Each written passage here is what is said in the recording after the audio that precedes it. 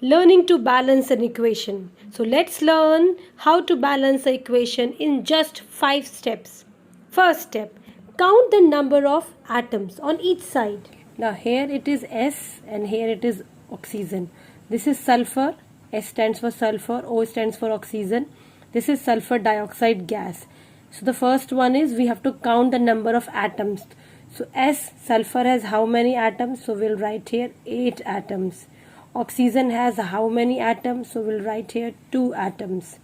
This side sulfur is having only 1. This 2 is for oxygen. So sulfur is having 1 and oxygen is having 2. So my first step is to count the number of atoms. Second step, we can only change the coefficient. Now in the second step, change only the coefficient. Where we write the coefficient? This side. Where we write the coefficient? This side. Where we write the coefficient? This side. We will not change the formula.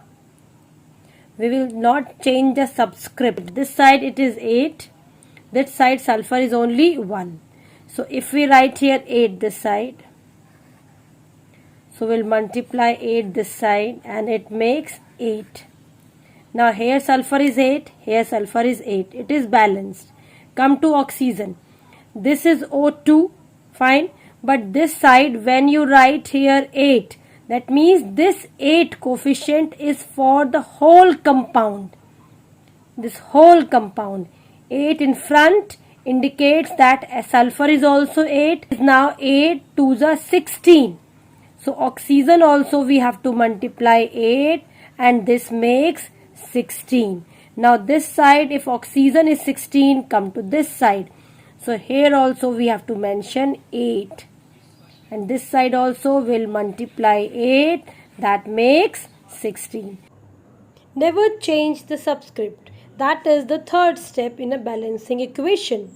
This equation we have only changed the coefficient 8 and 8.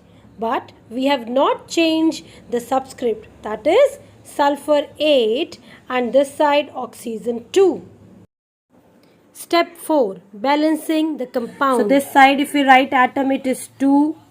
Oxygen is also 2. So we'll write here right hand side and this is left hand side.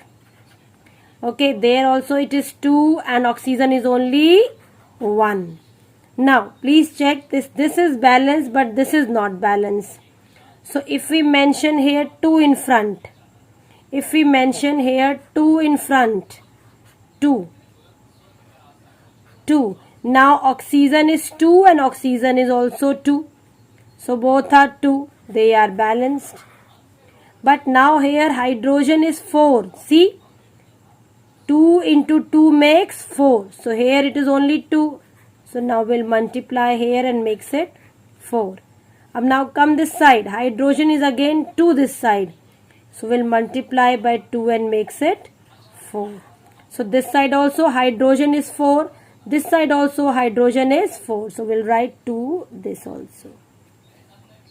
Fine. So this side hydrogen is now 4. This side also hydrogen is 4.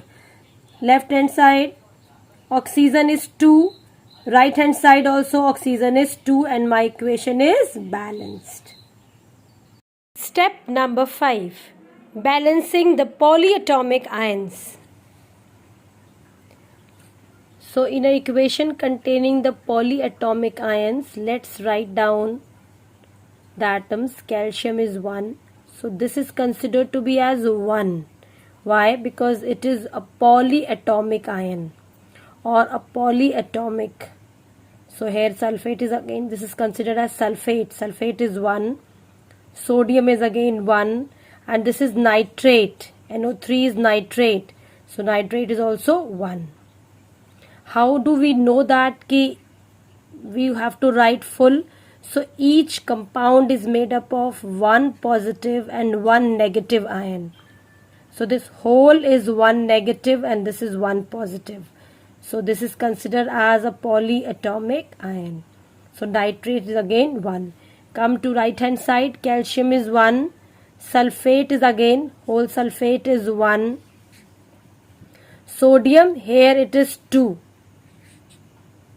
Sodium is a single 2, and here nitrate is again 2. Outside it is 2. Don't make it 6, because 6 is only oxygen. Whole 2 means this nitrate is having 2. So 2 this side. So let's check nitrate. Here it is only 1. So we'll multiply 2 this side and makes it 2. So when we write nitrate to this side, let's put nitrate to this side. Okay, now when nitrate is 2, sodium is also 2, because this whole is compound. So sodium is also 2. Now can you see that the equation is balanced? Calcium 1 1 both side, sulfate 1 1 both side, sodium 2, sodium 2, nitrate 2, nitrate 2. In this way we can balance the polyatomic ions. I hope you understood the topic well. Hit the like button and subscribe my channel.